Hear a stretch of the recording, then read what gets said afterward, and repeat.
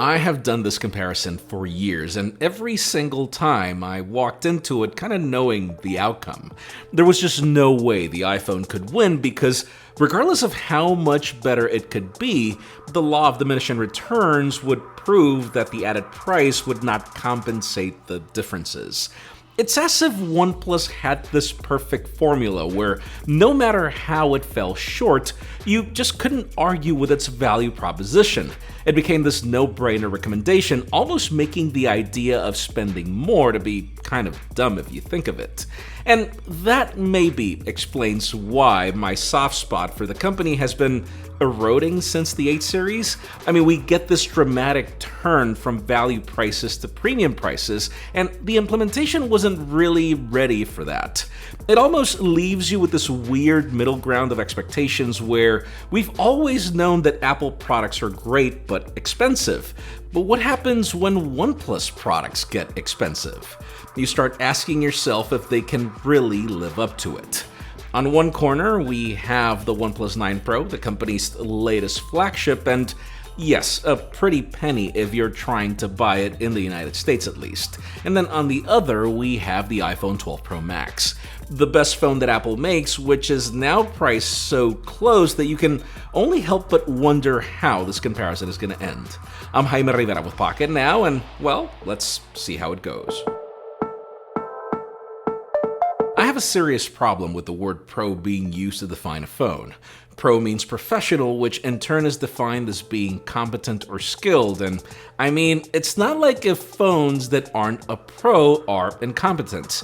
Yes, there are phones that overpromise and underdeliver, and while that will be a major theme of this video, let's just be clear that these phones do a bit more than others, but aren't necessarily better.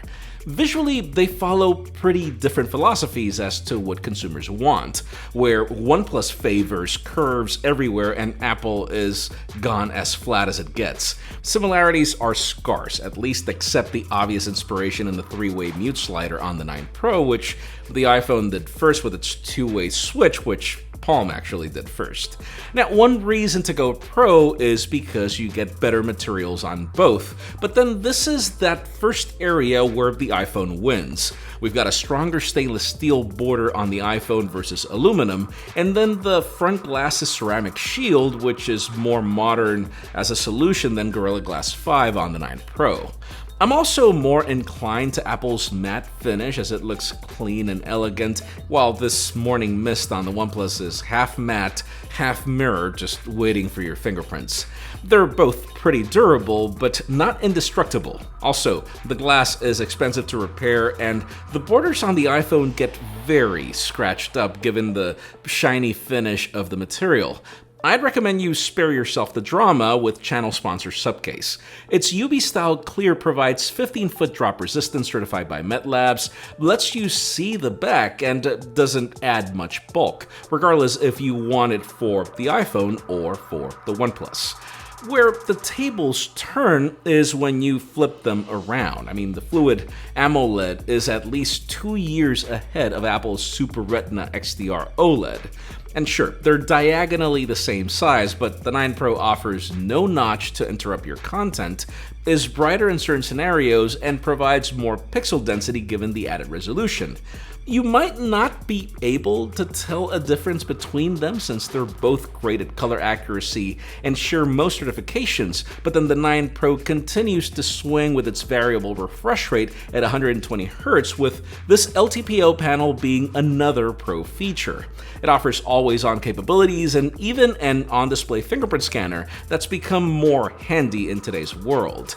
That said, speaker quality on both is pretty much just as good. I mean, unless you've been living under a rock or this is your first smartwatches, unless you've made a hefty purchase. Now, comparing specifications is kind of pointless given their different approaches, but it's interesting to note that the chip powering both phones can also be found on each of the company's more affordable offerings.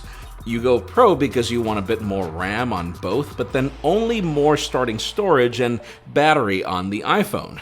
Now, the reason why it makes sense on the 9 Pro is because this is their only phone with both flavors of 5G and an IP rating on the unlocked variant, where on the iPhone, that's just the standard here as it is on the non-Pro variants. Where OnePlus wins is in what you get in the box, with its fast 65-watt wired adapter being included, and which, by the way, is powerful enough to even serve most laptops, while Apple offers nothing but a wire on its environmental excuse. They both offer very different approaches to optional wireless accessories, where MagSafe on the iPhone is probably the most portable way to get 15 watts, and the magnets also serve some cool uses later, but let's be real, it's no match for the 9 Pro's 50-watt capability through Warp Charge 50.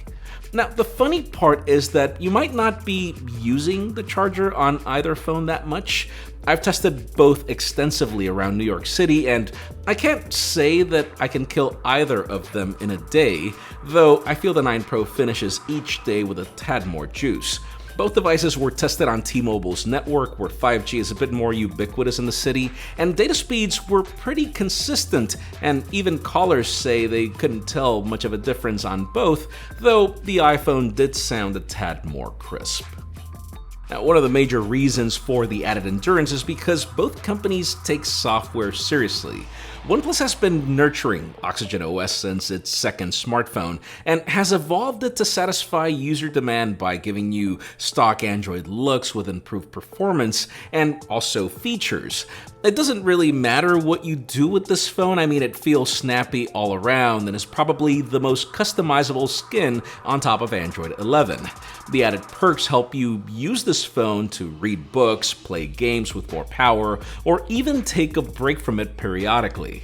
Now, the way this comparison usually played is that it's far better than Apple's dated approach, but that changed. iOS 14 has evolved dramatically, not just to support widgets, but to show them in a more cohesive structure and even let you stack them on top of each other. Even its approach to the app tray is smarter than the old alphabetical order we get from pretty much most Android phones. Then there's the topic of ecosystems. I mean, OnePlus has slowly been building its own with its headphone offerings and a smartwatch, but I think we can all agree that these are early attempts that are no match for the maturity that Apple has achieved. Cupertino is really good about locking its consumers with how its products, services, and accessories talk to each other. That said, given how bad the first Apple Watch was, it's a sort of proof that OnePlus has potential. The problem is that if we're real, I mean, that could take years and you're spending money now, so I'll give that one to Apple, most definitely. Maybe the most evident way where companies differentiate Pro phones is in the camera, but again, think more cameras and capabilities than anything else. Any pro photographer who claims to have switched away from a mirrorless camera for a phone is probably just marketing BS. What makes these cameras special, though, is that the 9 Pro has some of the best sensors in the industry, along with hundreds of millions of dollars in a partnership that now involves tuning and a Hasselblad brand on the hump. Apple, on the other hand, has never needed co-branding and offers the unique in-body stabilization that can only be found in some of those Pro mirrorless cameras. Now, during the day, I'd say results are comparable, with the iPhone being a tad warmer, less saturated, and less sharpened than the 9 Pro. That Hasselblad effect is good if you're looking for a bit more contrast and darker tones in the looks, but then that gives Apple more headroom for improved dynamic range when trying to capture sunsets or scenarios where light hits the lens directly.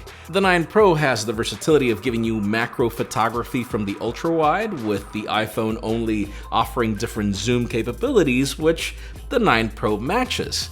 My biggest problem is mostly that OnePlus isn't as good at its shutter speed, so moving subjects are handled better by the iPhone, and also the detail, which is more evident as you're switching cameras. You'll notice this problem a lot more in low light, where the Hasselblad tuning leaves us with some weird results at times, and where the 9 Pro becomes so slow in its need to pull in more light that even if you took a shot, it might not be useful after. If anything, I'd say the 9 Pro handles portraits better, but not selfies, given how its fixed focus will affect the detail it can pull from shots, something the iPhone does not struggle with at all.